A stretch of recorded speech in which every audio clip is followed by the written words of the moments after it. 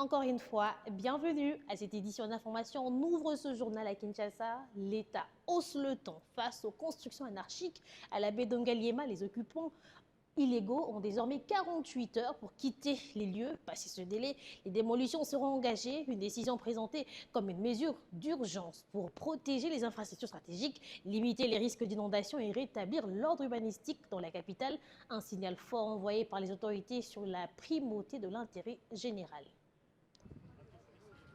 La pression de construction anarchique autour de la baie d'Engaliema atteint un seuil critique, avec des occupations jugées illégales qui fragilisent l'environnement urbain et exposent le riverain à des risques récurrents. Face à cette situation, le gouvernement hausse le ton. À l'issue d'une mission d'inspection conduite par le vice-premier ministre Jacquemain Chabani, les occupants concernés disposent de 48 heures pour libérer les lieux. Un ultimatum qui prend effet de ce lundi.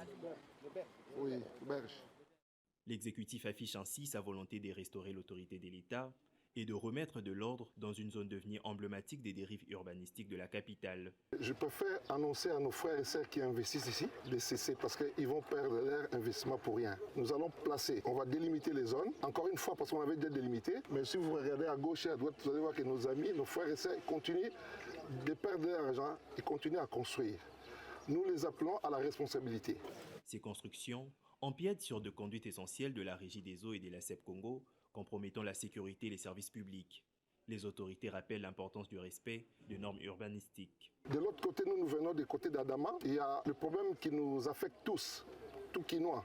C'est le point de captage de la Régie des eaux. Là, il s'agit aussi des concessions anarchiques. Ces points de captage alimentent plus ou moins 14 communes de la ville de Kinshasa. Toute personne qui a émis un titre, un certificat, là où il ne fallait pas, sera... Cette intervention marque un tournant dans la gestion de l'espace urbain quinois.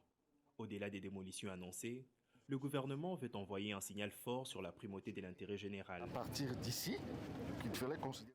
Entre prévention des inondations, protection des infrastructures et réaffirmation de la discipline urbanistique, l'exécutif entend inscrire cette action dans une stratégie durable, avec en ligne de mire une capitale plus sûre, mieux organisée et capable de répondre aux défis de sa croissance.